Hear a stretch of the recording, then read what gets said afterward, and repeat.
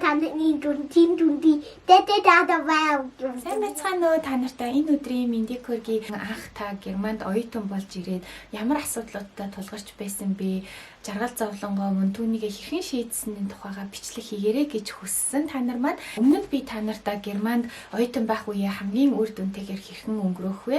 Мөн Германд оюутан болж ирэхээс өмнө одоо бэлдсэн байх ёстой зүйлс гээд бичлэгүүд хийчихсэн байгаа учраас би тэнд дурдгдсан зүйлсээ давтахгүйгээр энэ удаа зөвхөн бидний тэр бүр анзаараад байдаггүй тэг өдөр тутмын маш юм энгийн тулгарч исэн асуудлууд яри гэж бодлоо. Тэгээд хөө асуудлуудыг хөндөхөө би жигсааж бичээд тэгээ өчигдөр би та нараас стори дээр асуултууд хэрвээ байвал үүнтэй холбоотой асуултууд байвал явуулаарай гэсэн. Тэгээд та нарын мань зүгээс маш их асуултууд ирсэн. Тийм болохоор би товчхон хитгэн зүйл хийлээд тэгээд та нарын асуултанд хариулъя гэж бодлоо. Хамгийн ихний асуудал бол чи хоол хүнсээ болон ахуйн хэрэгцээнийхээ зүйлийг ханаас авах вэ гэдэг асуудал байсан. Тэгээд энэ дээр би анх ирчээд Германд ийм олон төрлийн ангиллалтай үнийн хувьд ялгаатай хүнсний дэлгүүрүүд байдаг гэдгийг мэдээгүй. Тухайн үед манай оюутны байрны хажууд Купш гэдэг нэртэй супермаркет байдаг. Тэгээд би дандаа тийшээ орж юм авдаг байсан. Гэтэл тэр маань Баварт одоо энэ Бавар мужи Баярн дотроо хамгийн үнэтэй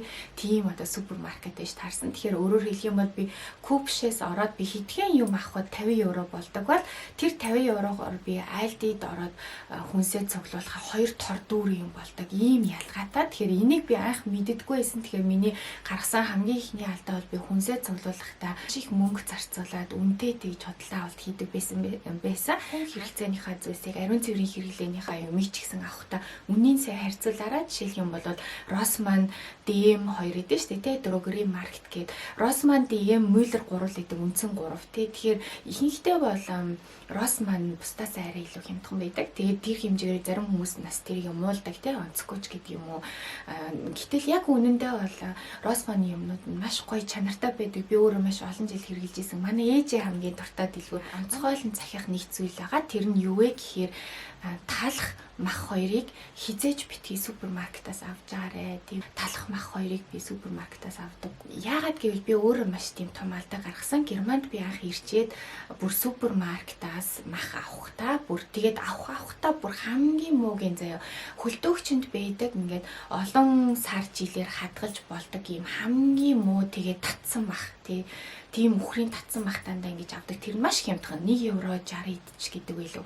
За тийм үнэтэй мах аваад тэгээд тэрнгээр ингээд хоолундаа хийдэг байсан. Тэгэхээр энэ бол маш буруу зүйл байсан. Махны чинь гарал үүсэл ямар малын мах юм бэ? Хаанаас гаралтай юм? Бэлчээрийн мал юм уу? Нийтлгааны одоо тийм том нийтлгааны том үйлдвэрийн малынх юм уу? Гих мэтчлэн ингээд маш нарийн байдаг. За тэгээд дээр нь ядаж одоо тийм мах супермаркетаас авдаг бол тийм бүр хөлдөөгчн дотроос биш ядаж ингээд зүгээр хөргөгчн доторх хөлдөөгчн дотроос биш хөргөгчн доторх махнуудаас ядаж сонгож авах юм бол тэднэр дунд чи ингээд юм тэмдэглэгээ байдаг 1 2 3 4 гэсэн. Тэр ямар мал байсан бэ? Тэр үхэр маань жишээлх юм бол хаана бэлчиж ямар аргаар нэдлэгдэж энд хурж ирсэн бэ гэсэн ийм хідэн ийм шалгуурд байдаг 1 2 3 4 гэсэн үзүүлэлттэй. Тэгэхээр хэрвээ 1 гэх юм бол муу 4 гэх юм бол ингээд сайн гэсэн зүйлсээ чи супер хямдхан супермаркетаас авчих.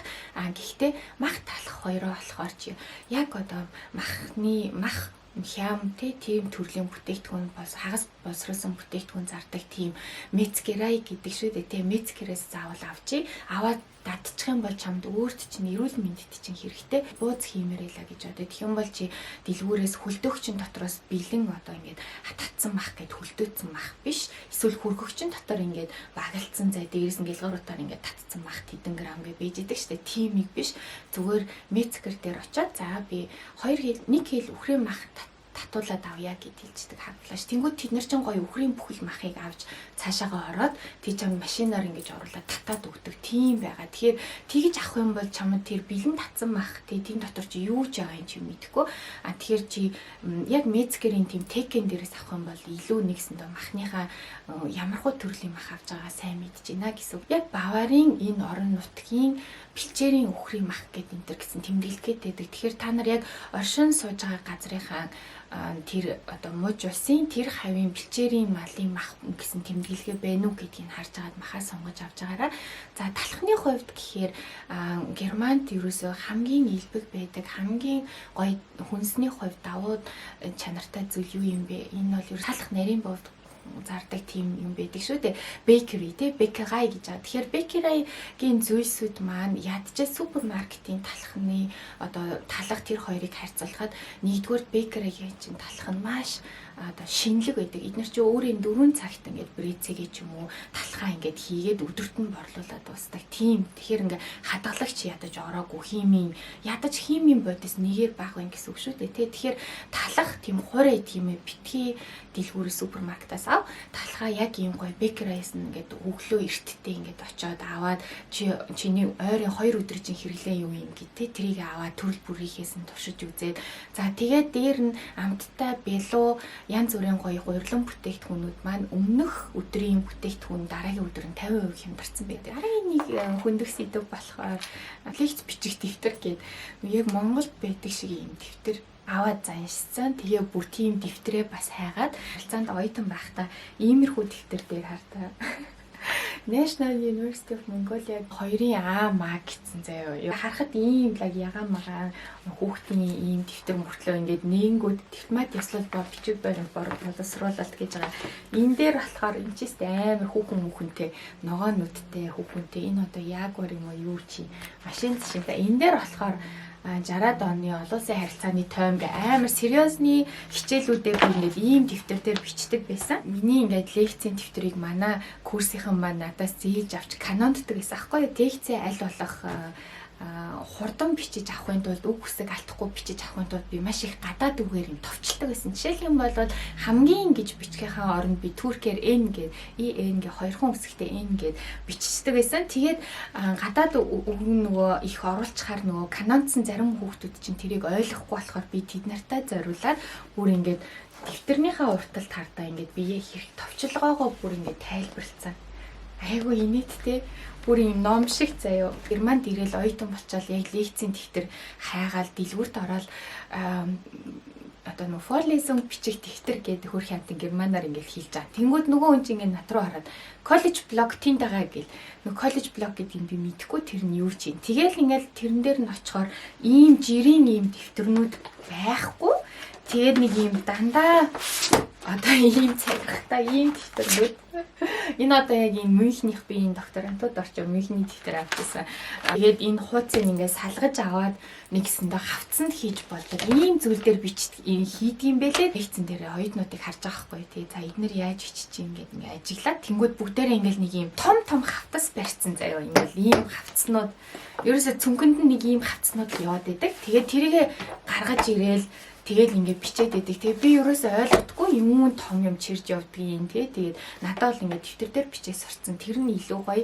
Тэгсэн чинь би ингээд яг эхний семестр дээр анзаарсан чи яасан хэр жишээлбэл нэг хичээл орлоо чамд цаанаас чинь өгж байгаа материал нь амар их байдаг тий. Багш чинь ингээд нөгөө нууц зүгээр би та нарт өмнө бичлэг дээр оруулж исэн чи ингээд оюутны эхний лекцэн дээр багш чинь нууц үг өгчдөг тий. Тэрнгээр оронгууд ингээд лекц чинь материал гээд асар их юм гараад ирэн. За тэр хивэлсэн юмаа гаргаж аваад хаана хийх үү? Тэгэхээр ингээд бүх материалаа, бүх лекцийн тэмдэглэгээ нэг дор байлгахын тулд яалтчгүй чамд ийм хавц хэрэг болдго юм билэ. Өөрийнхөөрөө яг ингээд шийдэх гээд энэ асуудлыг. Тэгээ би иймэрхүү хавцнууд сонгож авсан. Тэгээ би ийм хавцан дээр жишээлбэл ингээд нөгөө коллеж блокн дээр бичсэн хуудсуудаа тастаж авч ийшээгээ хийгээд багшийн одоо өгсөн юмнуудаа ингээд жишээлбэл энэ дээр эргэцүүн философийн хичээл гэж байгаа байхгүй. Тэнгүүд би ингээд багшийн цаанаас хэвлэж аваарай гэсэн ийм одоо зүйлийг би энэ хавцанд ангисан. Тэгсэн чинь энэ маань улирлын дөнгөж эхний 3 юм уу 4-7 хоногод нэг сар болоогүй юу эн чинь дүүрчихэж байгаа байхгүй. Тэнгүүд нь би ийм хавц болголоо.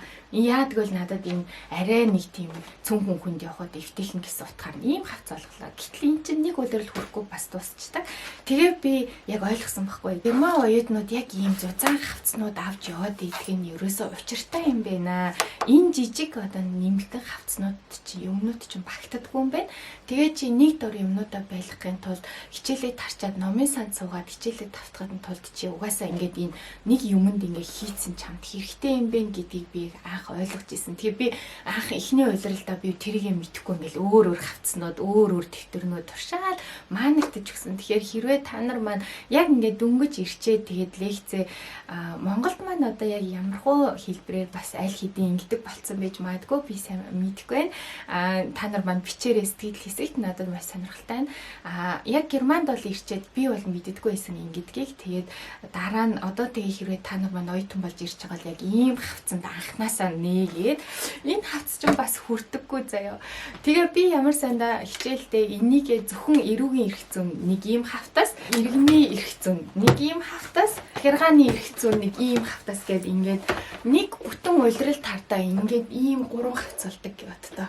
Банда хэрэглээд ирэхээр эн чинь маш гоё зай чам ямар их зүйлд хэрэгтэй гэж одоо тэгээд би энийгээ зөвхөн хичээлдээ биш гэр орныхоо бичиг баримтууд хэрэгтэй бүх зүйлээ би одоо ингээд ялгаж ийм ордноруудад хийдэг. Энд чинь зөвхөн хичээл номд ч юм биш чам дараа нь хувийн зохион байгуулалтанд ч маш хэрэг болно. Тэгэхээр энэ айгүй зүгээр юм билээ. Би та нартай хэрвээ мэддэггүй байна шүү. Би болохоор анх мэдхгүй баг нэг семестр янз янз юм хэрэгэж үзэж мангартж байгаа. Тэгээд бусдыгаа дуурайхгүй бусдаасаа өөр юм хийн. Тэгээд юм том юм барьж явдаг юм уу ингэж мангартж байгаа. Тэгээд дараа нь бүр өөрөө энэ одоо акт н орднер гэдэг штэ тий. Энэ хавцсныхаа улаан фэн нь болоо тэгээ бүр гэртээ бүх зүйлээ бас хийдэг тийм болсон байна. Герман дөнгөж ирчээд тэгээд энэ цаг барих, цаг гэдэг зүйл маань ерөөсөө юмны тов гэдэг зүйл маань одоо маш өөр утгатай юм байна гэдгийг ойлгосон. Тэгэхээр Монголд ерөнхийдөө яг шалгалт ч юм уу хичээл ном тий одоо чухал зүйлсээ л одоо за яг тэр цагтаа тий заримдаа хуралж цагтаа хэлдэггүй тийм байдаг гэсэн шүү дээ. Гэтэл Германд бол ерөөсөө яг л тэр цагтаа гэхдээ энэ нь зөвхөн академик одоо хичээл ном ажлын ертөнцид биш хувийн салбарт ч гэсэн тий хатуу тийм одоо нөө цаг барих юм маш чанд тийм хатуу тийм байсан. Би тэрийг анх мэддэггүй. Яг хичээл ном ажилтай холбоотой зүйл болохоор би маш сериусны авчаад хизээж хоцордоггүй яг цагтаа очдөг ч юм уу тийм байж байгаа. Уулзалт тэлийн хувийн чанартай юмн дээр болохоор би ингээд айгүй тийм салан затгаа тийм байсан. Тэгээд яг түүгээрээ би бас ингээд айгүй олон алдаа гаргаж ирсэн. Тэг би тэрийг ойлгоо. За ер нь цаг барих гэдэг юм чинь Германд зөвхөн хичээл ном дээр биш хувийн салбарт бас нөлөөлдөг юм байна гэдгийг мэддэг болж исэн. Тэгэхээр эхний жил бол би ерөнхийдөө нэлээд олон тийм одоо misverständnis гэдэг те одоо буруу ойлголцол энэ төр зөвхөн энэ цаг барих зүйлээс үүдээ гарч исэн.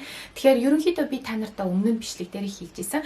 Хичээл ном чинь эхлэхдээ ч юм академик ертөнцид хоёр тэмдэглэгээ байдаг. Латинаар sine tempore нөгөөх нь cum tempore ST CT гэсэн хоёр байдаг тийм. CT гэдэг нь болохоор одоо 15 минут, академик 15 минутын одоо паузыг хэлж байгаа. Өөрөөр хэлэх юм бол маргааш хичээл 10 цаг CT эхлэнэ гэдэг маань 10-15-д эхлэнэ гэсэн үг. Тэгэхээр sine tempore гэдэг нь одоо үүнэ цай гэдэг буюу яг одоо ямар нэгэн пауз багтаа зай байхгүйгээр яг л одоо тэр цагтаа эхэлнэ тий одоо 9 цаг ST гэсэн бол яг 9:00-д эхэлнэ гэсэн ийм хоёр тэмдэглэгээ өгдөг. Тэгэхээр энэ дээр бас маш их нөгөө алддаг зарим нь тэгээд энийг гэхдээ нэг сайн ойлгох заагаад би гэхдээ угаасаа дандаа 15-д эхлэн одоо CT эхлэх cum tempore эхлэх байсан ч гэсэн би яг л нөгөө 9-д очил 15 минут бэлтгэж сууж байдаг тийм байсан. Найдвартаа дээр гээд хэрвээ чи ямар нэгэн зүйл хэлчихэд ямар нэгэн цаг тоглолцоход чадхаа боллоо гэх юм бол зайшгүй хэлэх ёстой.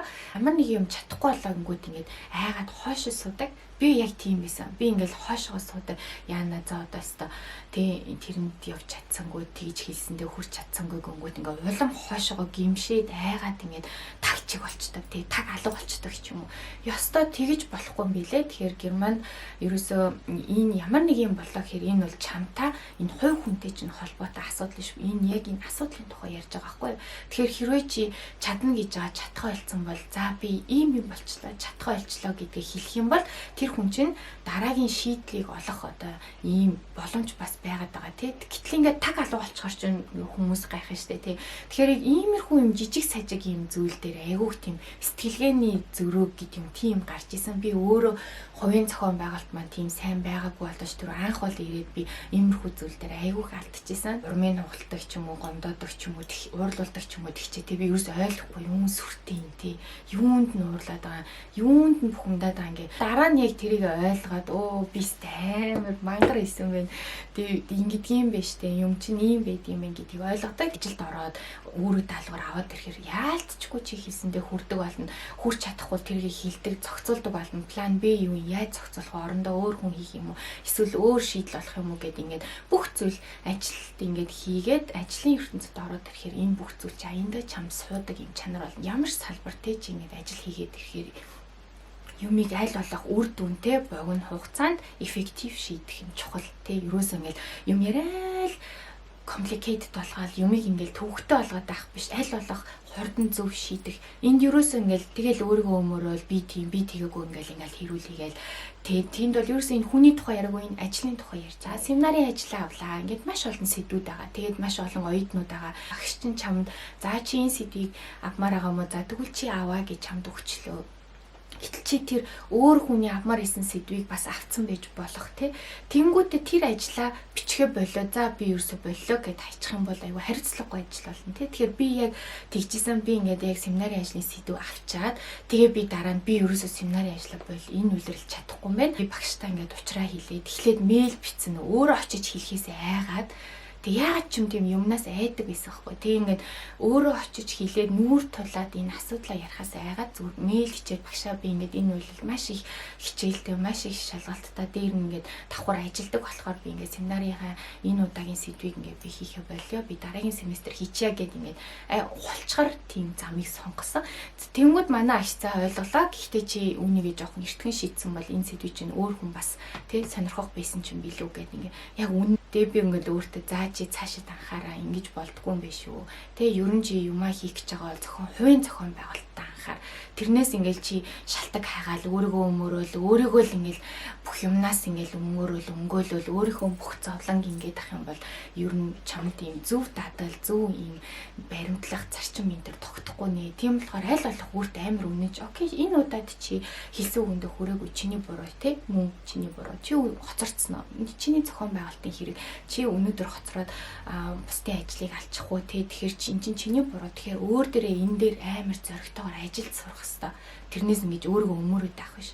За энэ амар чухал байсан. Тэгэхээр та нар маань ерөнхийдөө ямар нэгэн цаг, тов, амлсан амлалт хийх, ажил гүйцэтгэл энэ бүхэнтэй холбоотой зүйл дээр хувийн салбарт байна уу, ажил мэргэжил байна уу, хичээл сургууль байна уу, энэ бүх салбарт ерөөсөө ингээл нийтлэг энэ бүх өргөн салбар дээр энэ эдгээр зүйлстэй маш их хариуцлагатай хандах хэрэгтэй. Тэр нь амлсан бол амлсан, хийж чадахгүй бол аль болох эртхэн шийдэл санал болгоно. Тэг өөрийгөө өмөрсөн хан маань босгоод ингээд янз бүрийн аргумент бэлдээд улам ингээд төвөгтэй болгоод тайлбар хийгээд яваад ах биш.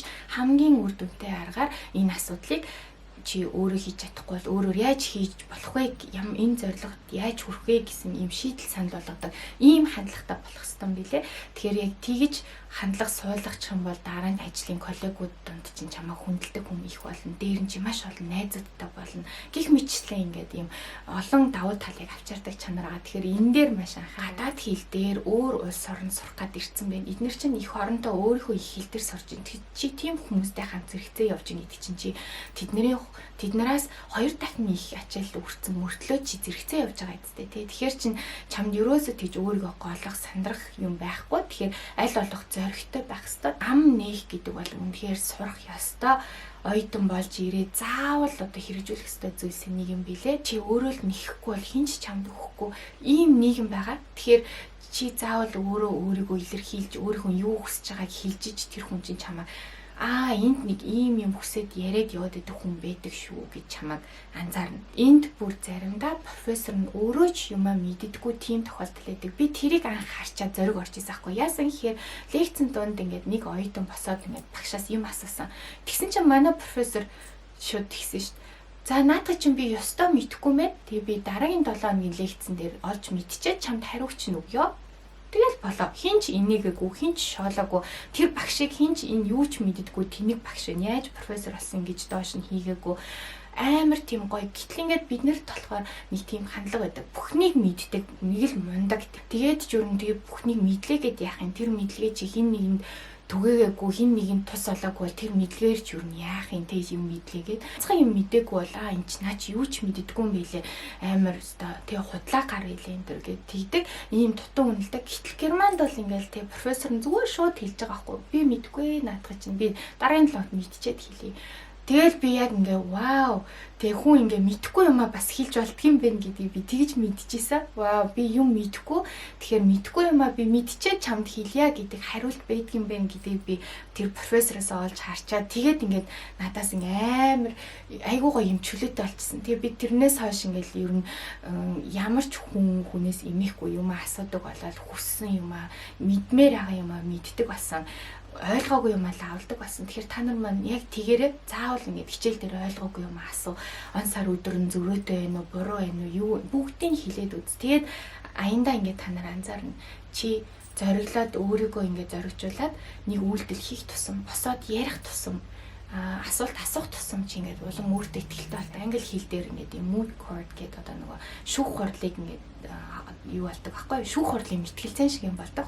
Нэг кейс өнгөтэй хоёр хуваагаад ингээ хоорондоо маргалддаг тийм. Тэгээд би ингээд уул нь бол надад маш их аргумент толгойд байгаад байгаа. Гэхдээ би болохоор өөрөө санаа зовоод үн би ингээд үзүүлээд өгөхөр мөртлөө би өөрийгөө голоод ингээ хойшоо суугаад иддэг гэсэн байхгүй. Тэгээд тгийх тусам ингээ чиний дуу хоолой ч юм байрыг да. Чи ингээд тэгээд миний анзаарсан юм юу вэ гэхээр би дараа нь ингээ босоод юм ярих гэсэн чинь миний хоолой чичрээд ингээд амар сонирн болоод тэгээ би гайхажсэн. Юусаа одоо энэ байдлыг өөрчлөе. Тэгээ би одоо ингэж одоо олны донд босоод үг хэлэхдээ хоолой чичирдэг тийм болцсон багтай ах тэ. Тэгээд би тэрнээс хойш ингээд өөрийгөө зоригжуулаад юм хэлмээр байгаа бол хэл чи юм мэдчихэв нөө энэ сэдвэр юм хэлээд нэммээр байгаа бол нэмчих гээд ингээд яваад ирэнгүүт аяндаа энэ бүхэн чинь эн чинь бас процесс. Тэгэхээр чи өөртөө тэр шансыг олох зоригтой бай. Маш ингэж өөрийгөө зоригжуул чамайг хинч шоолохгүй. Тийм энэ Германд тийм академик ертөнцид профессорыг шоолохгүй байхад чамайг хин тоож шоолох юм. Тийм үстэй оюутан байх үе гоё бэлтгэгдэж байгаа. Маш их гоё эерэг хандлага өөртөө суулгаж байгаа. Ирээдүйд өөрийгөө бэлтгэж байгаа гэж бодоод янз бүрийн алдаа гаргаад янз бүрийн зөрөгтэй алхам хийгээл яваад байна. За ингээд одоо та нарынхаа ерөөсөн асуултнуудыг хариулъя. Нилээ их асуулт байна. Хичээлийн дүнгуудтэй хэр их ач холбогдол өгдөг байсан бэ? Гүд авах гэж хичээдэг байсан уу? Хичээлийн дүнд бол нэрээ үнэндээ ач холбогдол өгдөг байсан. Яагаад гэвэл маш хэцүү угаасаа. Надад бол тэр дүн тий одоо маш сайн аавна гэхээсээ илүү тэнцчих юмсан л гэдэг ганцхан зорилго байсан. Би яаж хийж байгаа тэнцчих юмсан даваад шалгалтынхаа ард гарчих юмсан.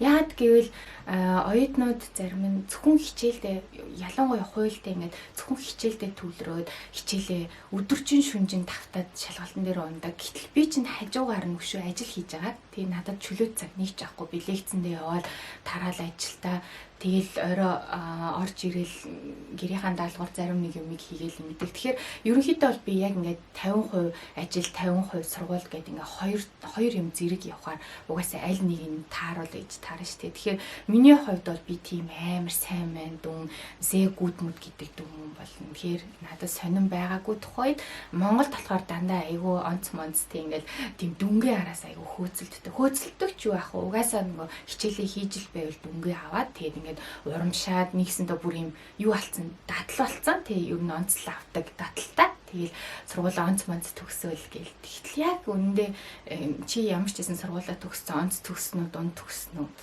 За миний хувьд бол тэнцэх нь амжилт байсан. Тухайд яг дараа нь ингээд докторантурт ороход чиний магистрийн чинь дүн, дипломны чинь дүн 9-өөс дээш байж чи докторантурт орж чадна. Тэгэхээр хэрвээ чи магистраа дунд төгсчих юм бол тий эсвэл 9-өөс доош оноотой төгсчих юм бол цаашаага чам докторантурт орох боломж байхгүй болчихно гэсэн үг. Тэгэхээр энэ тохиолдолд бол дүнчин маш хэрэгтэй. Тэгэхээр би азар минийх 9-с дээш байсан болохоор би докторантурт ямар ч асуудалгүй орж исэн. Тэгэхээр хэрвээ би магистрийн одоо шалгалтыг одоо тэр хийхдээ хэрвээ тааруухан дүнтэй байсан бол би цаашаа доктор хийж чадахгүй тийм байх байсан. Тэгэхээр дүн бол яг хөө чиний цаашаа явах замд чинь л чухал гэхээс биш. Яг одоо төгсгöd бол төгсөөд чи сургуулаа төгсөөд диплома авчихад дүн бол нэг тийм амар чухал биш. Тэгээ би нэг дүнгийн араас тэгээ би миний зорилго бол тэнцгэлээс шалгалтаа тэнцээд ард нь гарч лээвэл гэж л тийм л юу. За ихэвчлэн ганцаараа төвлөрч суудаг байсан уу? Олуулаа нийлж хийдэг байсан уу? Яаж сайн төвлөрдөг байсан бэ? Гав ганцаараа угаасаа нөгөө хүмүүн танихгүй тэгээд хүнтэй ингээд танилцаж амжаагүй анх ингээд гав ганцаараа л тэгэл суугч цав баг байхгүй ажилдаа ингээд яараал гэр ажил сургууль гээл те тэгэл лекцээ тараал ажил гээл ингээд ерөөсөө нэг тийм төвлөрч мөвлөрөх цаг зав ерөөсөө байдгүй суух ерөн цав байдгүй шүү. Байнгын л нэг юм хөдөлгөөнтэй. Тэгэл яг хичээлээ хийх тал дээр гэх юм бол би яг шалгалтны өмнө ингээл гүрийтлээс судаг шүнжэнгөө. Тэгээ би нэрээ амир мангаар нэг удаа эрхцэн философийн хичээлээ лөө шүнжэнгөө тавтаад яа тэгвэл би өмнөх өдөр амар ажилтайсан тэгээ маргааш өглөө шалгалттай гэж яхад би ингээд шүнжэнгөө унтахгүй за хажуудаа ингээд цаймаа хийгээд бүр ингээд унтах гад толгоо ингэсэн ч гэсэн бүр ингэж босч жагаад ингээд хичээлээ тавтчихагаад тэгээд аач шүн унтаагүй тавтчихаа өглөө унтцсан. Тэгээ шалгалтнаас оцорч ирсэн. Бүр тэгжсэн. Тэгэхээр ингээд яг хичээл хийж явах үед ингээд ажил давхар хийхээр угаас амар хэцэдэг байхгүй. Сургуульд сураад сургуулийн амжилтаа төгсөөд ингээд карьер мэрээр хийх үү эсвэл чи зүгээр эндтэй ингээд оюутны статусаа ашиглаад мөнгө хийх гэж юм уу те. Тэгээ жишээлбэл зарим нь ингээд эртхэн шийддэг хүмүүс байдаг. Зарим нь хичээлдээ ерөөсөө явдаггүй. Зүгээр ажил хийгээ сайхан тийм мөнгөөр Монгол байр маяг авчиж байгаа. Гэтэл би болохоор ингээл те хичээлдээ ч нэг гавьсан юм байхгүй, ажилдаа ч нэг айхтар ингээл те мөнгө төгрөг олоод байр маяг авсан юм байхгүй. Ингээ яг хоёр юм чи ингээл яг 50-50% та яваад байгаа байхгүй. Тэгэхээр би гэхдээ өөрөө нөө би хичээлээ ямар ч хэсэн дуусгах нь гээ гүрийсэн тэгээд ингээд ажилтаагаа холбож чадсан болохоор ингээд ямар ч соёл ингээд аваа явсан. Тэрнээс аль ер нь нэгийг заавал ингэж орхигдуулах тийм юу та яаж ч бодсон чиний цаг чин хязгаартай. Тэгэхээр ажиллаад мөнгөө олоод байрныхаа мөнгийг төлөөд хоолоо олоод тэгээд дээр нь чи хичээлээ герман хэл дээр үзээ тавтаад ингээд тэг ингээд шалгалтын нөгөөд аваад гарна гэдэг бол амар том асуудал. Тэгээд цоо шин газар шин ирж байгаа хүмүүст бол яа амар эсөө зөндөө уйлдаг гэсэн штэ ганцаараа олуулаа нийлж хийдэг юм learn group гэд байдаг штэ тэг learn group гэдэг ингээд хамтдаа нийлдэг цаанаас нь ингээд заримдаа хуваарилдаг групп болгоод тэгээ яг тэгж би анх энэ группэтэй хамт хичээл хийчихнэ айгу зүгээр юм би мэдэрч ийсэн яад бол цаанаас нь семинарт ингээд за та ингээд нэрийг уншаа за та хэд нэг групп та хэд нэг групп гэд ингээд нэг сэдв өгөөд хамт ингэж юм хийлгэжсэн. Тэгэхээр яг тэгж би анх ингээд хүмүүстэй хамт юм хийж чинь маш олон давуу талтай юм байдгийг ойлгож ирсэн. Тэгэхээр чи болж өгвөл аль болох ингээд нэг тийм хамт хичээлээ хийдэг юм групп хүмүүстэй болоод тэднээс айгу хэм сурдаг. Тэгээд дээр нь хүн чинь ингээд өөрөө зөвхөн тогтоогоод өөрөө ингэжсэнээс хүнтэй ингэж ярихаар чиний уншсан юм чинь ингээд буцааж ингэж гараад хүнд ярьснараа ингээд улам баттгаж өгч байгаа. Тэгэхээр ингээд юм тавталтаас гарсан үр дүн чи илүү өндөр байдаг шүү. Тийм болохоор ер нь бол хүнтэй хамт хичээлээ тавтаад сурчвал аюу зүгээр санагдсан. Тийм. Гэхдээ яг бас ингээд өөртөө чинь зан характер нь ижил цагийн хувьд бас ижилхэн цаг баримталдаг энэ төр чамаа хүндэлдэг тийм хүн байхгүй бас хэцүү шүү дээ. Тэгэхгүй чи ингээд дандаа араас нь хамаг юм ингээд зохион байгуулаад гүгээд байдаг. Нөгөөд чинь дандаа хариуцлагагүй ингээд тийм бол чи өөрөө л хохирно. Тэгэхээр чамд юм нэмэлт стресс хэрэггүй. Тийм болохоор аль болох яг өөртөө чи адилхан тийм хүнээ тэгээ нэг гоё би биенээсээ суралцах тийм хүнээс сонгоод гоё тийм хамтдаа хичээл хийдэг болчихвол их гоё. Бакалаврын ажлаас их яах юм их хэцүү байсан уу ямар хөө байсан бэ? Хандлага өөрчлөлт заяа бакалаврын ажил амар үг гэж юусоо битгий бод. Зүгээр л энэ бол зүгээр л өнөөдөр чи 3 хуудас нэг ингээд одоо авсац бичдэг байсан бол чи тэргээ 30 хуудас л болгож байгаа гэсэн үг байхгүй. Сэдв чинь юу вэ? Тэр сэдвээ чи энэ зүгээс нь хар, энэ зүгээс нь хар, эндээс нь хар, эндээс нь хар, эндээс нь хар, эндээс нь хар. А юу гэж, Б юу гэж, хайршиндэ майнинг буюу олонхын саналаар юу гэж, шүүмжлэгчд юу гэж. Тэгээ ингээл ерөөсө харьцуулсан юмнуудын чи бараг чагсаага бичиж идэл наад ажлыг чинь тал нь дуусчихж байгаа. Тэнгүүд одоо чи наанаасаа харьцуултаа ид өөрийнхөө нөгөө өнцгийг гаргаж ирэх нэ штэ тий чиний бодлоор тэр чин тийм эн чинь юм би болохоор ингэж анзаарлаа ингэсэн байна. Жишээ юу вэ?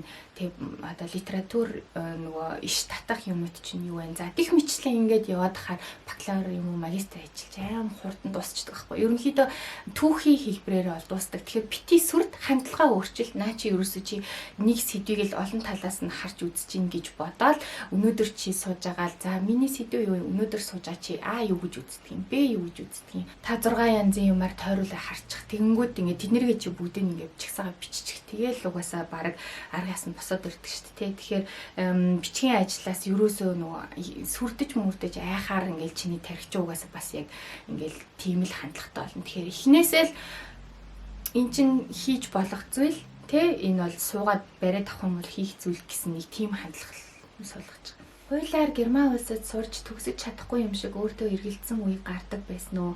Байнга анх угаасаа эхлээл тэгээл ер нь эргэлзээл за зинчээ аяг хэцүү юм байна да гэж дараа нь магистрт орчоод бас яг ингээл Европ эрхцэн мастер гэлтгсэн тал талаас дандаа нөө Европын орны яг хууль сурсан хүмүүс ирцгээсэн тэг хичээл бүр хүнд тэгээд маш их шахуу хөтөлбөртөө тэгээд ер нь бол амар шантарч игсэн тийм үе зөндөө байсан. Тэгээ би хажууд нь дандаа план B буюу хэрвээ би одоо энэ хуулиа дийлэхгүй бол гэрлүүгээ харьсан ч би ядчил одоо энэ Германд байх хугацаанд ямар нэг юм хийчихсэн бэ гэж бодоод тэгээ би Герман хэлний C2 Goethe институт Мюнхний сургууль хоёроос хамтран олгодог. Тэгээд ийм гадаад хүмүүсийн одоо нэгсэндээ Герман хэлээр авч болох хамгийн өндөр түвшний юм диплом байдаг. Тэрийг нь өгөөд авчих юм бол Европын орноос Германд энэ хүмүүс ингээд хурцж багшиж магшилахаар яг энэ дипломыг үзүүлэхийг шаарддаг. Хуулиа дийлэхгүй бол би Монголдо очисон чи ядаж Герман хэлээр багшлах эрхтэй тийм одоо очие гэдэг юм план битээсэн.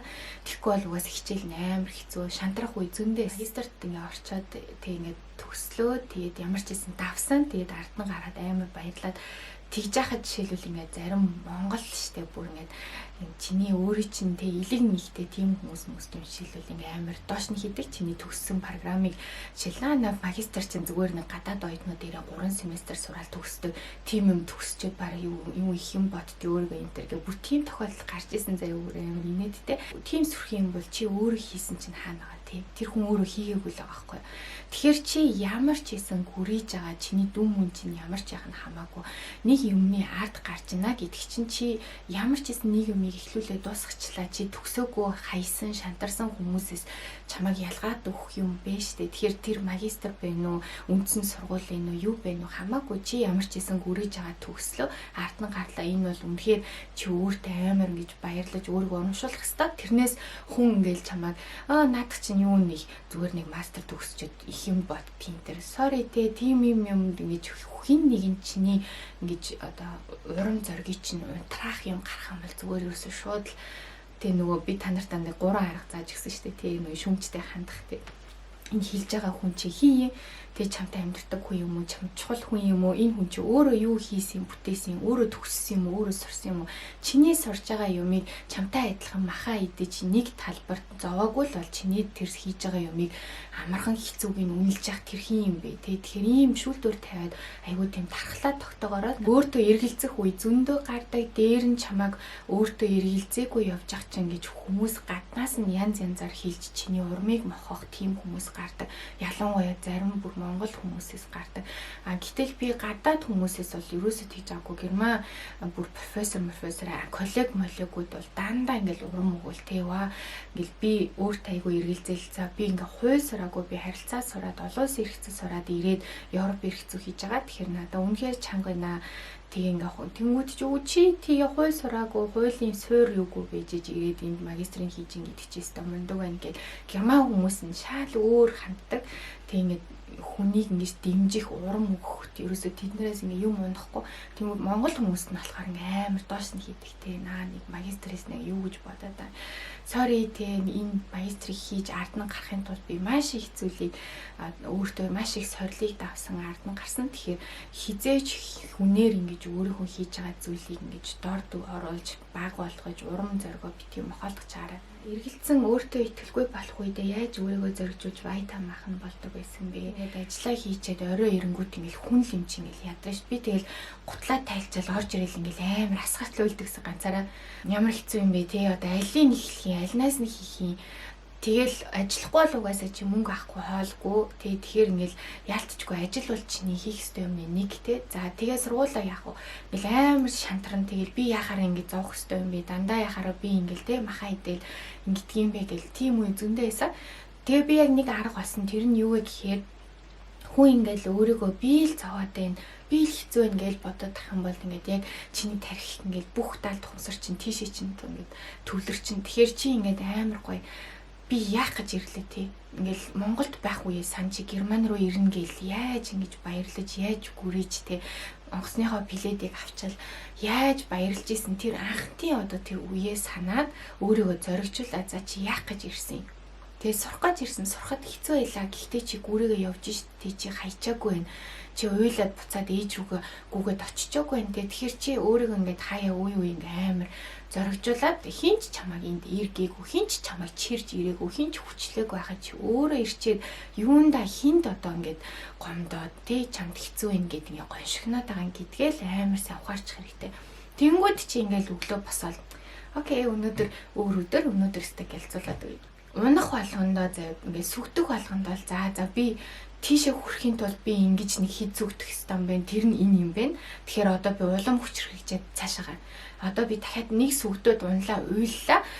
Сайн нулимсаа арчаал одоо би энээс цаашаа дахиад цаашаа гэл ингээл өрсөг өөрийгөө л өөр хинч чамайг хөгжөөн дэмжихгүй чи л өөрийгөө. Тэгээд ингээд амар юу ч болсон чи ингээл урдах зорилгоо санаал урагшлаа л анх юм бол чинь хүний тарих юм дотоод сэтгэл чи амар хүчтэй зэ ямар ч хэцүү байсанд энийг би өөрөө хүссэн. Энэ бол миний шийдвэр. Би энийг хийх ёстой. Хийхийн тулд бүхнийг болохгүйгээс нь болохыг хүрэхийн тулд би яваад үзэх ёстой. Тэгээд юу н болгоно гэл яваад тахад юу н болдог. Юм бол тийм. Наана шууд бууж өгвөл за ёстой чадахгүй мэн, бүтэхгүй мэн, шал дими те цаг алдлаа, мөнгө алдлаа гэх юм бол тэгэл чи аль хэдийн буугаад өгцөн гэсэн үг. Тэгэхээр чи сэтгэлдээ л ерөөсөө дотоод хүчээл алдаж болохгүй. Харийн оронд ганцаараа байхад хоол хүнс гэх мэт өөрийн хэрэглээ хэрхэн зохицуулах гэх түрүү ярьсан те. Гэхдээ хоолн дээр би зөвөр нэг юм нэмж хэлгээд за хүнсний дэлгүүрээр ярьсан. Ахуйн хэрэглээний дэлгүүр ярьсан. Зөвөр хоолн дээр нэг юм нэмж хэлгээд оюутны ганц буюу менза гэдэг штэ. Би ерөнхийдөө дандаа мензад хоолдог байсан. Яагаад гэвэл мензаны хоол чинь нэгдүгээр хямд, хоёрдугаарт маш олон төрөл их өдөр болгон өөр меню тийм хоолны цэстэй хоолнууд байдаг. Наанд ч л ингээл хоёрдугаар хоол нь салааттайгаа ч юм уу шүлтэй ч юм уу хажууд навдтантай ч юм уу гэл ингээл аюу олон сонголттой. Тэгэхээр чиний хооллолт чинь нэг талаараа ирүүл яадаг. Би бол ихэнхдээ оюутны ганцнд хоол идчихдэг. Гэртээ ер нь хоол мол ерөөсө хийдэггүй. Надад тийм цаг зав байдаггүй. Би ажиллаж орж ирээл тэгэл хичээлээ хийгээд суухдаа бэлэн зүгээр хажууд юм нөгөө студент фута гэдэг оюутны нөгөө самар мамар үзмний нэг тийм холимог юм байдаг ш. Тийм юм мэдээл бэлэн тэгэл хоол ерөөсө хийдэггүй. Би хоол хийж чаддаггүй Германд анх ирсэн. Гурил зурх гэж чагаад ингээд кастрюльнд зэ надад нэг гурил зурх сав байхгүй зүг ганцхан тооготой тэр тогоонд ингээ гурил зурх гэж оролдоод тэгж чадахгүй заваарцсан байхгүй тийм миний гар ингээ заваараад нөгөө тогоо чинь наалдаад гурилны гачин болонгууд нь би яасан гэж хоёрныхаа байрнаас гарангуутаа гараа шууд хогийн сав тогоотой намд хийчихэд тэгээ буцаж орж ирсэн. Тэгсэн чинь байрныхаа дарахад баригдаад заяа.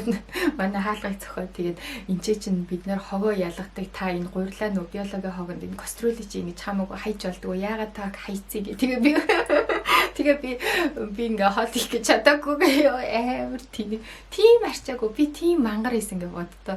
Тэгээд хоол унд хийж чаддаггүй тий. За нэг өндөг их биш нэг шаарддаг. Тэгэл өлсөд орой өлсөх юм бол шууд унтцдаг. За бошго унтчих маргааш менз орчих гэдэг тийм биш. Эхний бэрхшээлээс хэр удаж байж ангижирсан бэ? Юунд анхаарах уу? Яг ирсэн эхний хэдэн сар бол аюу хэцээсэн. Гэхдээ би өөрөө нөгөө яг юм яриас ихтэй ингээд ярих га зүтгээд өөрөө би юу ингээд хилээ сайжруулах ярий гэд өөртөө яг зориг тавиад байрнаасаа гараал заяа ингээд хинтэл таарлт нь ярьдаг, мэдлдэг, дуурдаг, автобусанд орлоо, автобусныхаа жолоочтой ярьдаг, тэгээ мэдлдэг, бүр танилцсан, тэгэл дэлгүүр орлоо, касс одоо нөгөө касс чинь хин бид юу гэдгийг ингээд бүгдэнтэй заяа. Тэгээд тийм болохоор би ингээд удалгүй ингээд манай хотын манай оюутны байрны тэр хав их сургуулийн хавийн одоо бүх ажилчид тий одоо нөгөө хог мог ачдаг юу байдгийг бүх хүмүүс ингээд таньдаг болцсон. Эхний бэрхшээлээс амжирах цорын ганцаарга зам бол чи тэрийг хэрэглэх Хэрэглэж нэгсэндээ чи нүур хагарах гэсэн үг байхгүй. Тэгэхээр аль болох яриад ах хэрэгтэй. Яриад хүнээс юм асуугаад чөлөөт өөрийгөө илэрхийлээд байх тусам чиний хэлчин сайжирна. Research унших favorite site гинэ. Research болохоор ерөнхийдөө яг өөрийнхөө сэдвтэй холбоотой гэсэн утгаар эрүүг эрх зүйн үетэй холбоотой гэсэн би Max Planck Институтийн веб хуудаснаас ер нь салдаггүй. Тэдний судалгаануудыг уншдаг. За тэгээд Германд болохоор яг хуулиар бол Юра кафе, Юра луце, Юра Weltgdi гэдэг янз янзын веб хуудаснууд байдаг. Янз бүрийн форум, судалгаа, янз бүрийн юмнууд нийтэлдэг. Тэгээд сэтгүүлүүдийн бас нөгөө захин хуудасуудаар нь тэгээд нөгөө Beck Online гэх бас айгүй гоё байдаг. Гэхдээ энэ маань төлбөртэй учраас ингээд яг өмгөөлөгчийн товчонд хэрэг ингээд дадлах хийх ч юм уу орох юм бол тэд нар чинь ингээд нөгөө нэг мөнгөний төлөөд жилжингээ хэвлэх юм юутай байдаг. Эрхийг авцсан байдаг. Тэгэхээр нэвтрэх эрх мэрхийг нь ашиглаж айгүй тэгж унших, чөлөөтэй хэрэглэх, тогтоол могтоолоо гаргаж авах.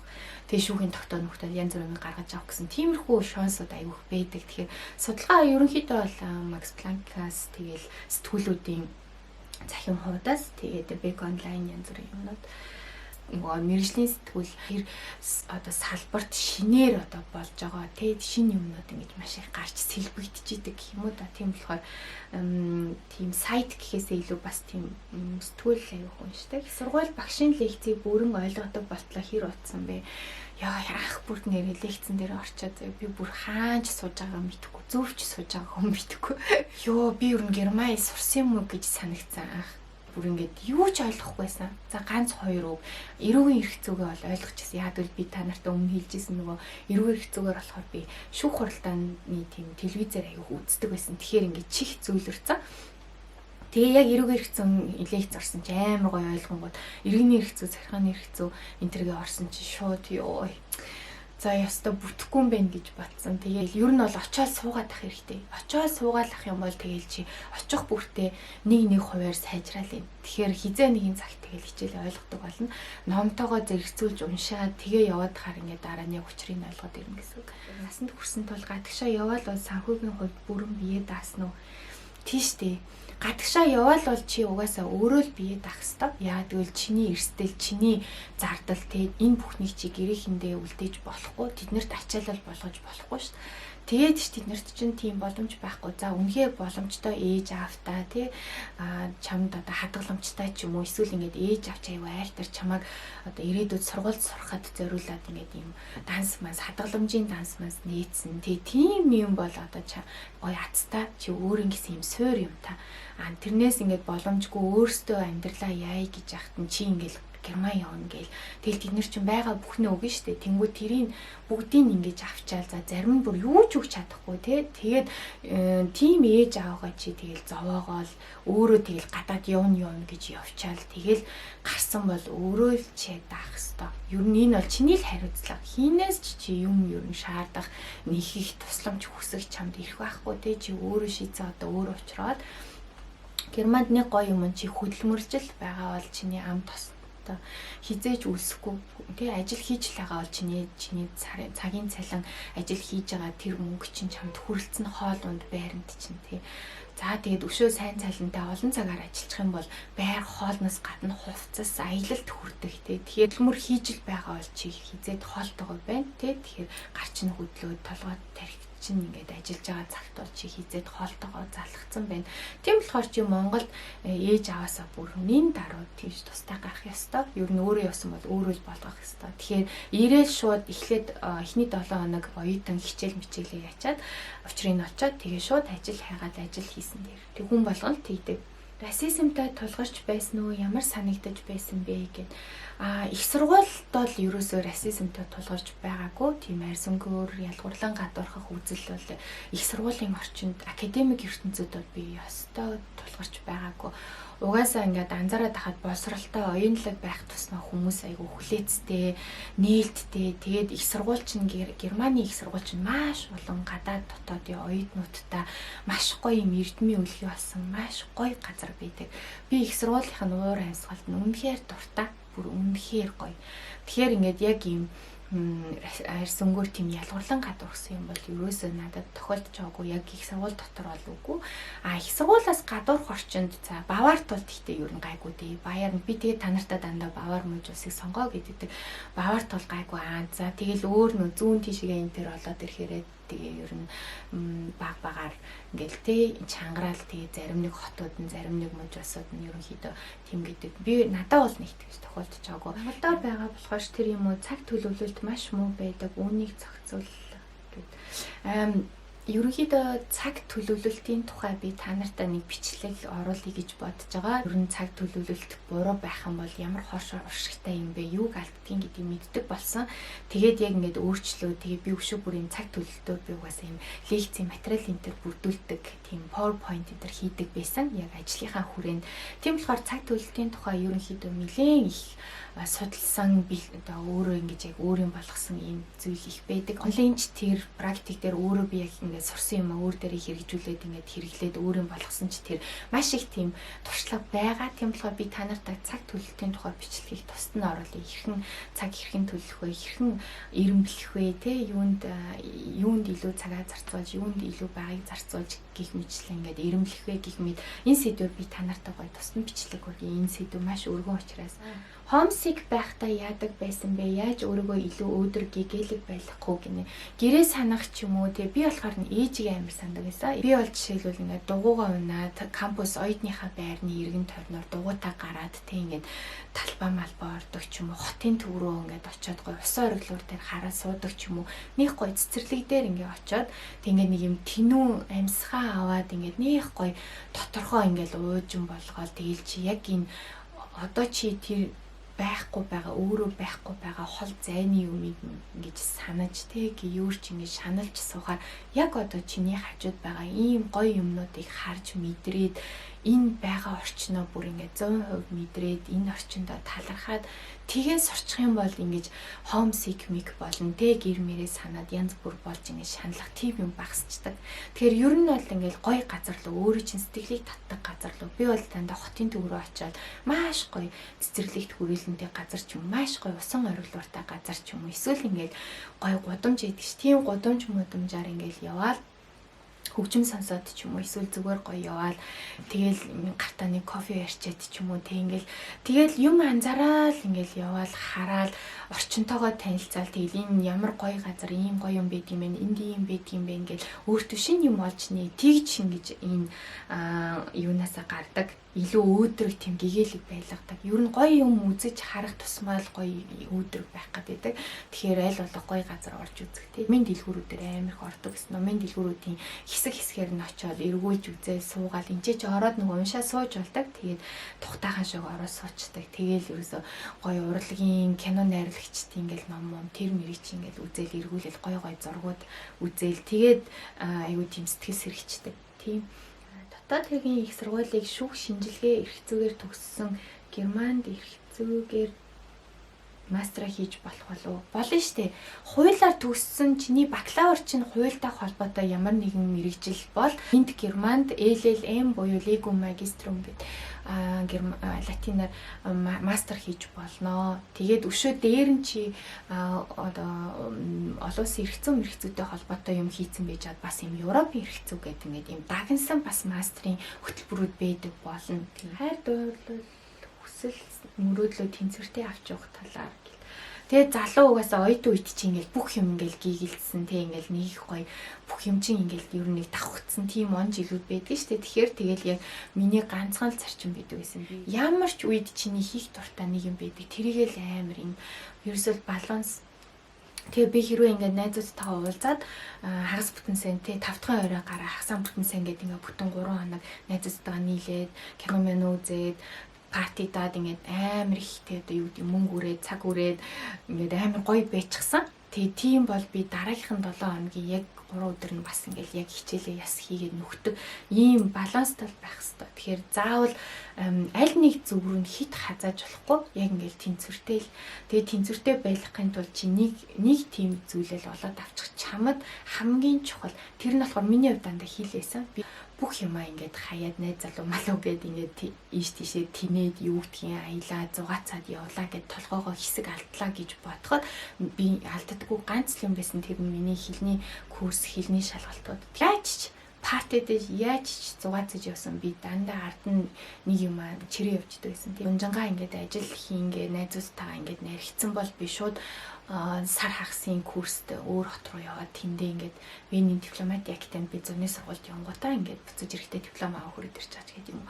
Ингээд нэг юм алддаггүй нэг юм байх хэвээр чамд. Тэгээ чи яаж толгоогоо алдсан, хаашаач хазаасан нэг л юмыг байнга хийгээд байх хэвээр. Тэр миний хувьд бол тэр нь хийлээсэн. Тэгэхээр би бас дөнгөж нөхртөө танилцчаад Мюнхенд ирчээд ч гэсэн ингээд яг яхаа мэдэхгүй явж байхдаа ч гэсэн би огт юм хийгээгүй хизэж суугаагүй. Cambridge институтад англи хэлнийхаа legal English гэдэг эргэцэн англи хэлний дипломо хийгээ явжсэн. Тиймэрхүү маягаар чи ингээ хажууд нь заавал ингээ нэг юм хийгээ явж байгаа юм бол эргээ харахад чамд харуулсал ахгүй яа гэвэл чи тэр жил чи тэдэн оныг яаж өнгөрөөсөн бэ гэх тий ингээл найзуудтайгаа тэгээ өнгөрөөсөн биш чи өшөө ингээд нэг диплом авцсан шүү тий. Тэгэхээр чи нэг тим юмтай болоод авчих алддаггүй чамд хүнд тусдаггүй би яад хэлийг сонсгохээр надад хэл ингээд сурах хэлний шалгалт надад хүнд биш байсан би нэг амар их тэгж давтаж мах. Фирмайлны ямар төвшөнтэй очисон бэ? Эсвэл очиод хилээ сурч хийсэн үү? Дээ саачин B2.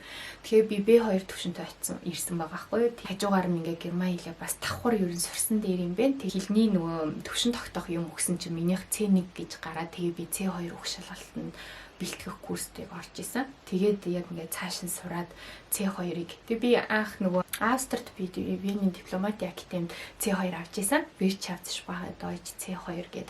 Тэгээд дараа нь Германд Goethe институтын C2-ыг аваад тэгээд 2 C2-ын дипломтой.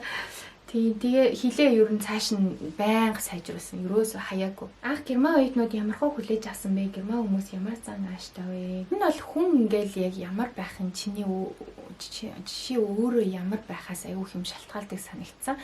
Өөрөө ингээл амар ингээл амар нэг дайснууд донд орж ирж байгаа юм шиг гэдэг шиг ингээл өөрөө ингээл амар сонио хүмүүс рүү ингээл амар муухай хараал тий хүмүүсээс имээгээл тэгэл хүмүүст өөрсөнд айгу онцгой сэтгэл төрүүлэх үйц байгаад ах юм бол чамд мэдээж тэр хүмүүс чинь яг тэгж л одоо хандаа штэ.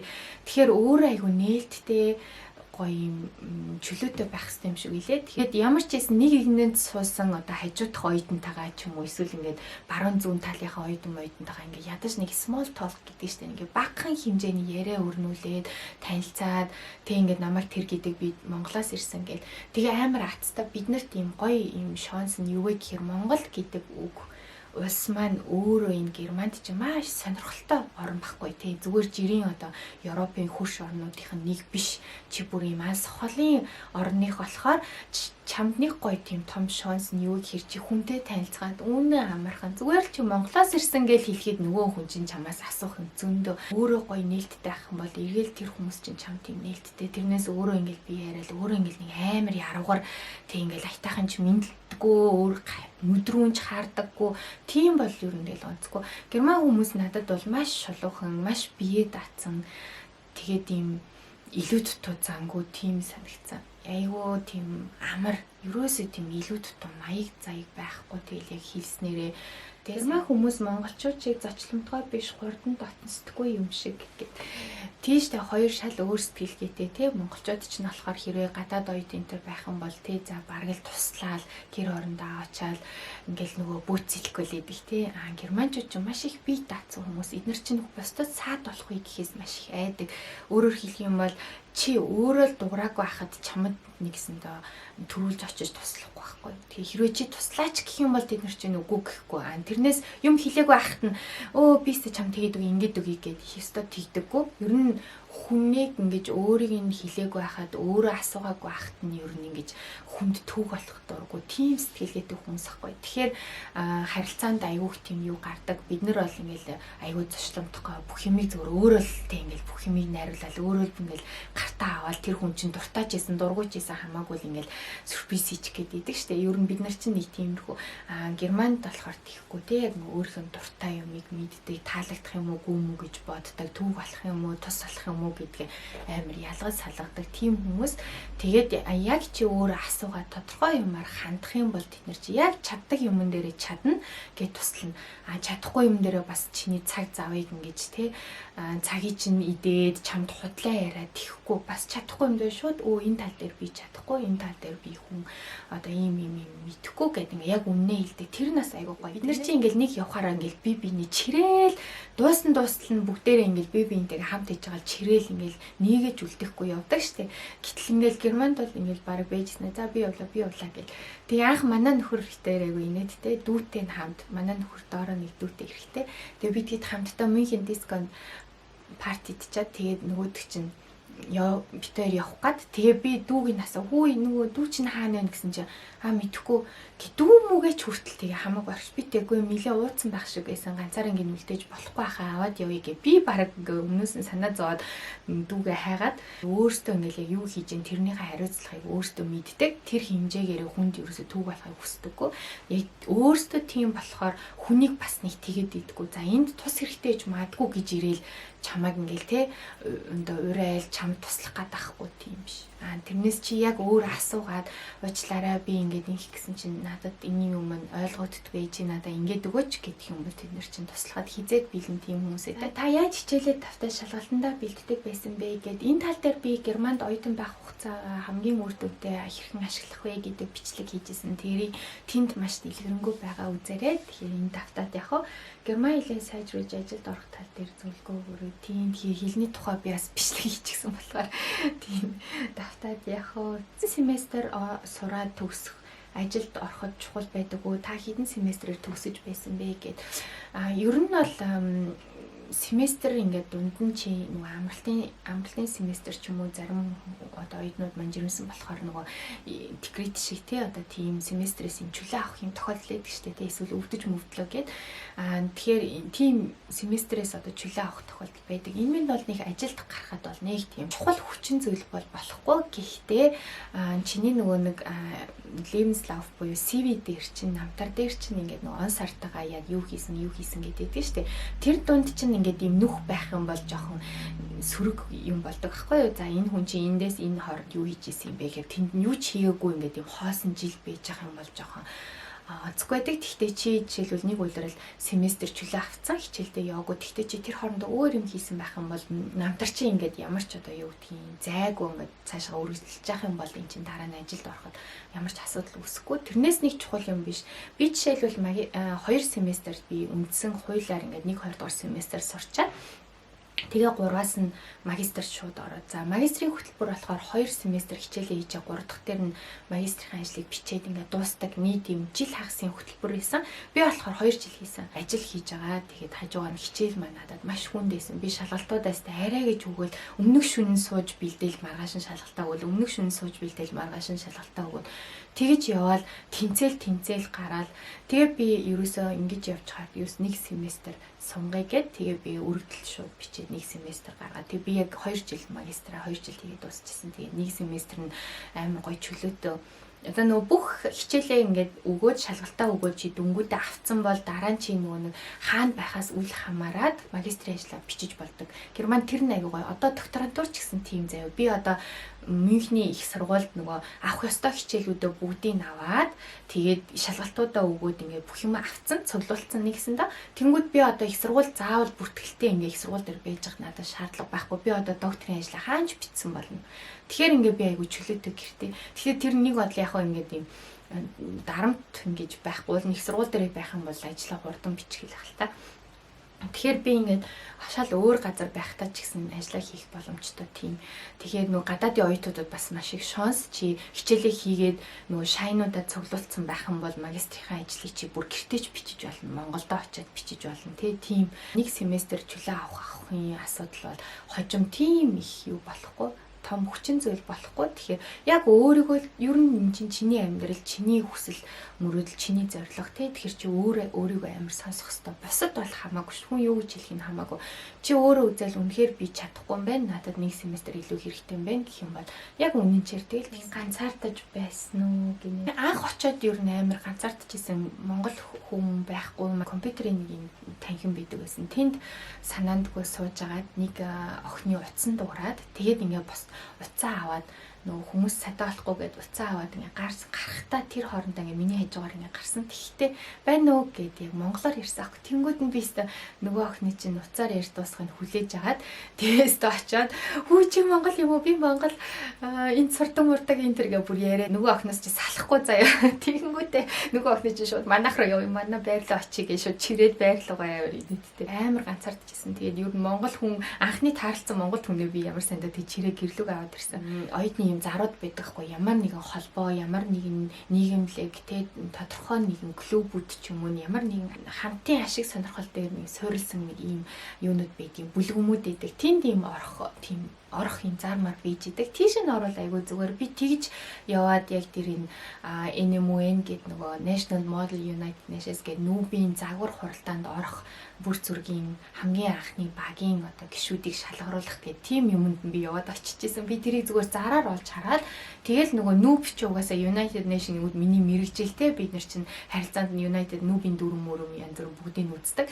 Тэгээ надад хамгийн ойр байсан зүйл учраас би тэр яг юугийн тэмдэглэж аваад сар өдрийн хаягтаанд тэмдэглэж аваад явж очиод тэгээд өөрийгөө танилцуулаад тэгээд дан германчууд исэн л да. Тэгээд би өөрийгөө танилцуулаад би хав гадаад Монголд гэхдээ би харилцаа ийм туршлагатай ийм юутай тэгээд би тэр багийн хамгийн анхны өөр зургийн анхны багийнх нь нэг болж исэн. Тэгээд яг тэр юугаараа бас ингээд айгүй хүнтэй танилцаад айгүй олон найз нартай болж исэн. Өөрөө л амар санаачлаг гартаа. Тэрнээс ганцаараа ингээд суугаад ижлэхгүй өрөөндөө хинч чам дээр хурж ирээл хоёлоо танилцъя. Хинч чам дээр хурж ирээл чамааг чиний оюутан насны найз би болъё гэхгүй чи өөрөө л амар өөрөө ингээд санаачлаг гартаа өстө. Чи найзтай болмоор юм уу? Тэгвэл ингээд гадагшаа гараал нээлттэй хүмүүстэй одоо хүмүүс рүү хараад хандаад яриад ярилцаад үзтээ үнэхээр ингээд чамтай нэг долгионд таарах хүнтэйг ингээд найз болох тийм хүн ч юм байна уу чи ярьж иж өөрөө эхэлж иж мэдэн штэ тий тэрнээс яг ингээд дандаа хүлээгээд байл ерөөсөө юм болохгүй юу санаачлаа ил гартаа ингээд та нартай амжилт хүсье сурж байгаа мэрэгжил болгонд үргэлж одоо уран зоригтой чаднаа болгоно гэсэн тийм сэтгэлтэйгээр урагшлаараа тий бүгдээ дараагийн бичлэг